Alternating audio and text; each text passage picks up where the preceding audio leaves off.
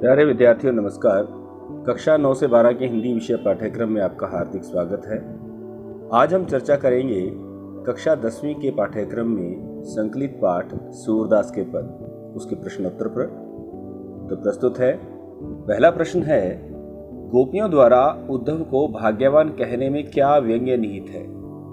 गोपियां उद्धव को भाग्यवान कहते हुए व्यंग्य कसती हैं कि श्री कृष्ण के सानिध्य में रहते हुए भी वे कृष्ण के प्रेम से सर्वथा मुक्त रहे। वे कैसे श्री कृष्ण के स्नेह व प्रेम के बंधन में अभी तक नहीं बंधे? श्री कृष्ण के प्रति कैसे उनके हृदय में अनुराग उत्पन्न नहीं हुआ? अर्थात श्री कृष्ण के साथ कोई व्यक्ति एक क्षण भी व्यतीत कर ले तो वह कृष्णमय हो जाता है, परंतु ये उद्धव तो उनसे तनिक भी प्रभावित नहीं है और प्रेम में डूबना तो बहुत दूर की बात है। प्रश्न संख्या 2, उद्धव के व्यवहार की तुलना किससे की गई है? गोपियों ने उद्धव के व्यवहार की तुलना निम्नलिखित उदाहरणों से की है। 1. गोपियों ने उद्धव के व्यवहार की तुलना कमल के पत्ते से की है, जो नदी के जल में रहते हुए भी जल की ऊपरी सतह पर ही रहता है, अर्थात जल का प्रभाव उस पर नहीं पड़ता। श्री कृष्ण का सानिध्य पाकर भी वह श्री कृष्ण के प्रभाव से मुक्त है, तो बिल्कुल कमल के पत्ते के समान है। 2. वह जल के मध्य रखे तेल के गागर की तरह है, जिस पर जल की एक भी बूंद टिक नहीं पाती। उद्धव पर भी श्री कृष्ण के प्रेम का कोई प्रभाव नहीं है, जो ज्ञानियों की तरह व्यवहार कर रहे हैं। उद्धव ने गोपियों को जो योग का उपदेश दिया था, उसके बारे में भी उनका यह कहना है कि यह योग सुनते ही कड़वी ककड़ी के समान प्रतीत होता है, इसे निगला नहीं जा सकता।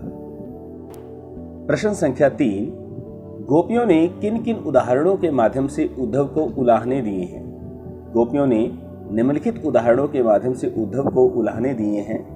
पहला, कमल के पत्ते जो नदी के जल में रहते हुए भी जल के प्रभाव से मुक्त रहते हैं।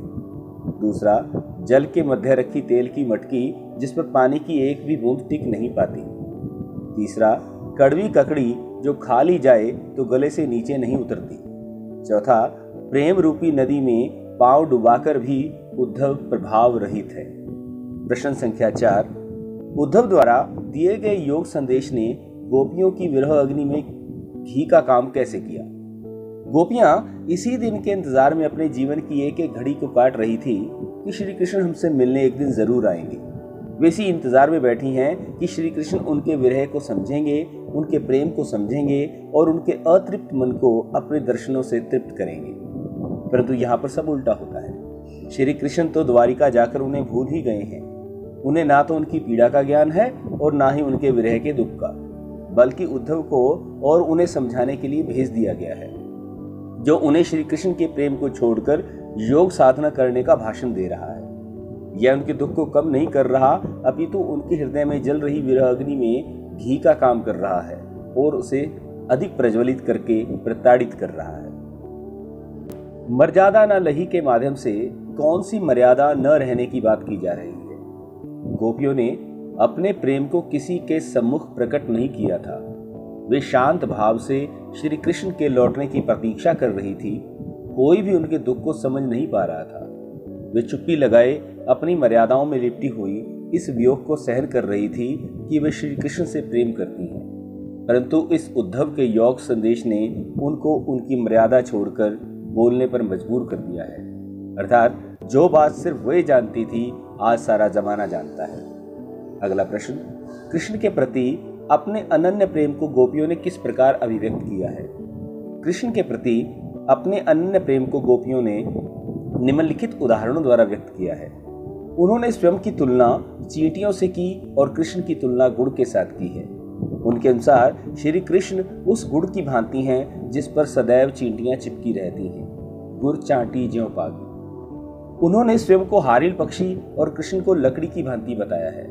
जिस तरह हारिल पक्षी लकड़ी को नहीं छोड़ता, उसी तरह उन्होंने मन क्रम वचन से कृष्ण की प्रेम रूपी लकड़ी को दृढ़ता से पकड़ रखा है। हमारे हरि हारिल की लकड़ी, मन क्रम वचन नंद नंद उर, यह दृढ़ कर पकड़ी। 3, वे श्री कृष्ण के प्रेम में रात दिन सोते जागते केवल श्री कृष्ण का ही नाम रटती हैं। जागत सोवत स्वप्न दिवस नहीं, कान काहन जकरी। संख्या 7, गोपियों ने उद्धव से योग की शिक्षा कैसे लोगों को देने की बात कही है? गोपियों के अनुसार योग की शिक्षा उन्हीं लोगों को देनी चाहिए जिनकी इंद्रियां व मन उनके बस में नहीं होते। जिस तरह से उनकी चक्री घूमती रहती है, उसी तरह उनका मन भी एक स्थान पर न रहकर भटकता रहता है। परंतु गोपियों को योग की आवश्यकता है ही नहीं, क्योंकि वे अपने मन व इंद्रियों को श्री कृष्ण के प्रेम के रस में डुबो चुकी हैं। वे इन सबको श्री कृष्ण में एकाग्र कर चुकी हैं, इसलिए उनको इस योग की शिक्षा की आवश्यकता नहीं है। प्रश्न संख्या 8, प्रस्तुत पदों के आधार पर गोपियों पर योग साधना के प्रति क्या दृष्टिकोण रखा गया है? प्रस्तुत पदों में योग साधना के ज्ञान को निरर्थक बताया गया है। यह ज्ञान गोपियों के अनुसार अव्यावहारिक और अनुपयुक्त है। उनके अनुसार यह ज्ञान उनके लिए कड़वी ककड़ी के समान है, जिसे निगलना बड़ा ही मुश्किल है। सूरदास जी गोपियों के माध्यम से आगे कहते हैं कि ये एक बीमारी है, वो भी ऐसा रोग जिसके बारे में तो उन्होंने पहले कभी न सुना है और ना ही देखा है। इसलिए उन्हें इस ज्ञान की आवश्यकता नहीं है। उन्हें योग का आश्रय तभी लेना पड़ेगा जब उनका चित्त एकाग्र नहीं होगा, परंतु कृष्णमय होकर यह योग शिक्षा तो उनके लिए अनुपयोगी है। उनके अनुसार कृष्ण के प्रति एकाग्र भाव से भक्ति करने वाले को योग की आवश्यकता नहीं होती। प्रश्न संख्या 9, गोपियों के अनुसार राजा का धर्म क्या होना चाहिए?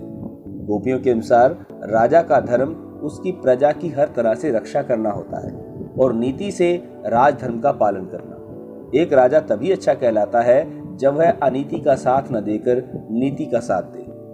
संख्या 10, गोपियों को कृष्ण में ऐसे कौन से परिवर्तन दिखाई दिए जिनके कारण वे अपना मन वापस पा लेने की बात कहती हैं? उनके अनुसार श्री कृष्ण द्वारिका में जाकर राजनीति के विद्वान हो गए हैं, जो उनके साथ राजनीति का खेल खेल रहे हैं। उनके अनुसार श्री कृष्ण पहले से ही चतुर थे, अब तो ग्रंथों को पढ़कर और भी चतुर बन गए हैं।